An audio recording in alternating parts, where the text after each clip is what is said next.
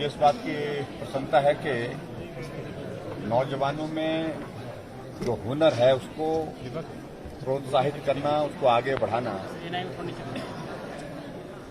और उस हुनर के माध्यम से अपने जीवन को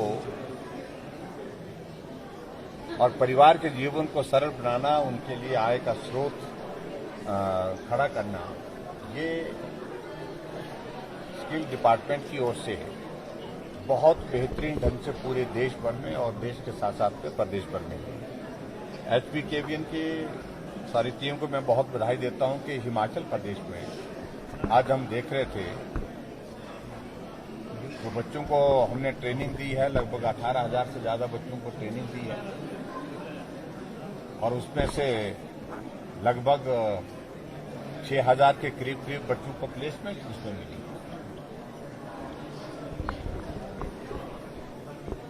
ऐसे बच्चे को फाइनेंशियली बहुत लंबे समय तक पढ़ाई नहीं कर पाते हैं, उनकी पारिवारिक परिस्थिति इस प्रकार की है।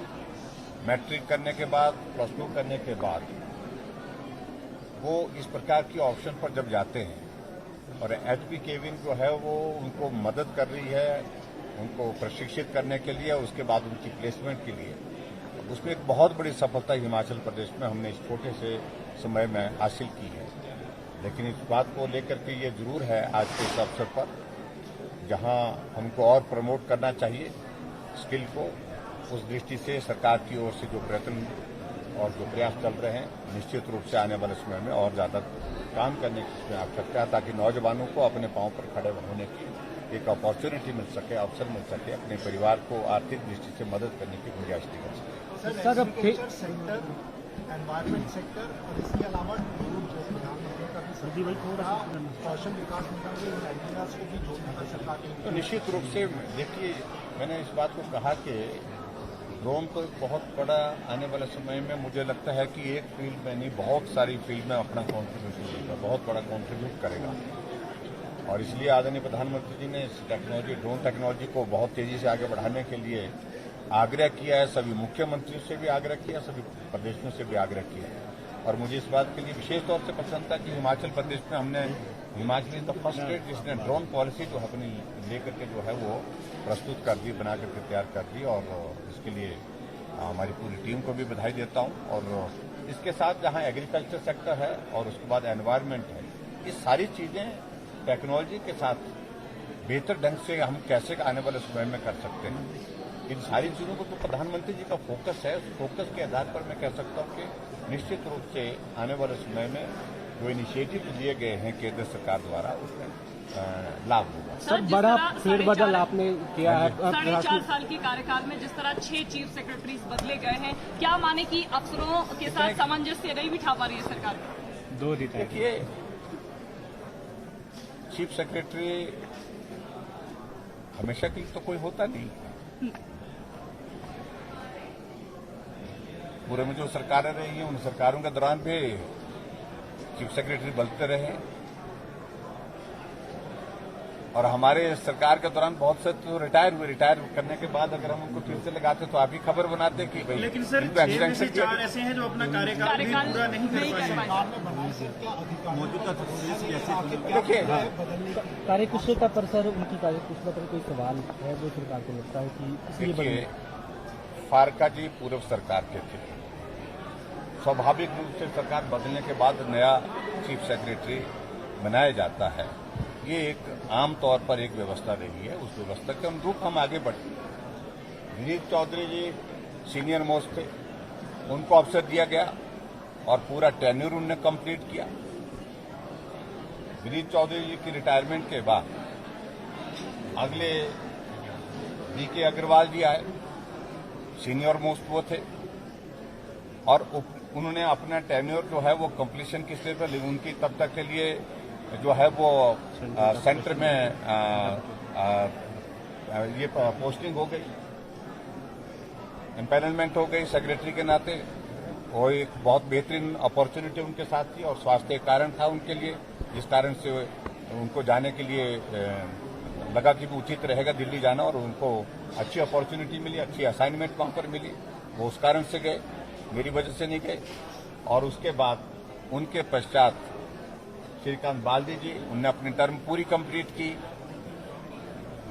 जितना टेन्योर था उनके पास। और उनके पश्चात अनिल खाची सीनियर मोस्ट थे, हिमाचल के अधिकारी थे। उन्होंने अपना कार्यकाल शुरू किया, उनके साथ बहुत अच्छा हमने काम किया। और काम करने के बाद एक अपॉर्चुनिटी बीच में आई, जब जिसमें उनके लिए बहुत बेहतरीन अपॉर्चुनिटी आने वाले समय के लिए थी, लंबे समय के लिए थी। और वो आज हिमाचल प्रदेश के स्टेट इलेक्शन कमिश्नर हैं, आपकी जानकारी के लिए। और किसी को परेशानी नहीं होनी चाहिए, मुझे तो लगता है बिल्कुल भी नहीं होनी चाहिए, आपको तो बिल्कुल ही नहीं होनी चाहिए।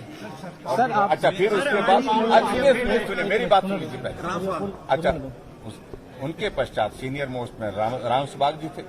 राम सुभाग जी ने अपना काम अच्छी तरह से किया है। और अभी फिलहाल जो है उनके बारे में आने वाले समय में क्या होगा, वो सारी चीज को लेकर के वो अगला विषय है। लेकिन अगर यहाँ हिमाचल प्रदेश में चीफ सेक्रेटरी सरकार में काम करके सरकार के संचालन में सहयोग करते रहे हैं, उस दृष्टि से सभी ने अच्छा कंट्रीब्यूशन दिया है, सभी ने योगदान दिया है। मैं सबका धन्यवाद करता हूं।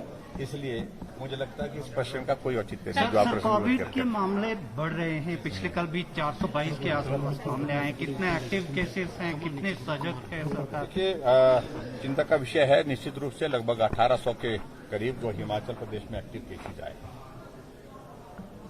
और ऐसे में हम अब ज्यादा फोकस होकर के काम कर रहे हैं। मैंने वीडियो कॉन्फ्रेंस भी सभी डिप्टी कमिश्नर और अधिकारियों के साथ की है, और स्वास्थ्य के साथ भी, स्वास्थ्य विभाग ने भी पिछले कल कैबिनेट में अपना प्रेजेंटेशन दिया है। केसेस बढ़ रहे हैं, लेकिन उसके बावजूद बहुत माइल्ड, और उसके साथ साथ में हॉस्पिटल में एडमिट केसेस का नंबर बहुत कम है।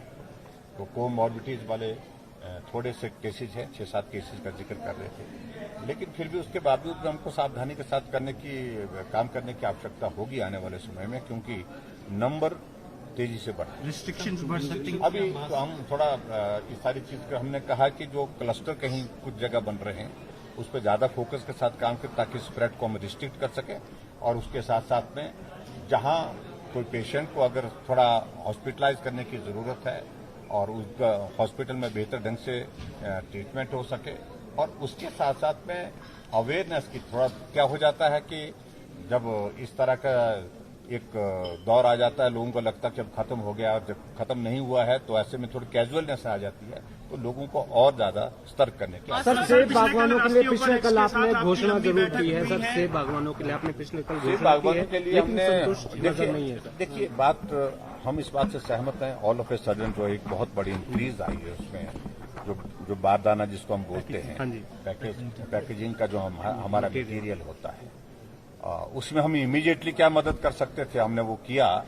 एक तो हमने यही कहा कि जो वैट 12 से 18% हुआ है, जो हमारा नहीं, वो केंद्र सरकार के साथ भी जुड़ा विषय है, तो उसमें हमारे हाथ में अधिकार नहीं। लेकिन हमने कहा कि जो 6% बढ़ा है, उसकी भरपाई हम करेंगे, स्टेट की ओर से करेंगे। और उसका एक मैकेनिज्म डेवलप करने के लिए हमने बोला कि एचपीएमसी के माध्यम से जो पैकेजिंग का जो मटेरियल है, जो है वो सारा उनके माध्यम से परचेज किए जाए, और ठीक तरह से पारदर्शिता के साथ जो है, जिसमें हम उसमें जो बिलिंग के हिसाब से जो है उसमें मदद करने के लिए तैयार हैं। पिछले कल राष्ट्रीय उपाध्यक्ष क्या सरकार मानती है कि गुम्मा में एआईपीएल का जो पहले पैकेज इंडस्ट्री लगा था, उसको बंद कर देना बागवानों के लिए घातक साबित हो रहा है? क्या सरकार आगे कोई ऐसी मंशा रखती है कि पैकेजिंग? देखो, इन सारी चीजों पर सोचने की आवश्यकता रहेगी, लेकिन मैं इस पर कुछ ज्यादा टिप्पणी नहीं करना चाहता। Thank you.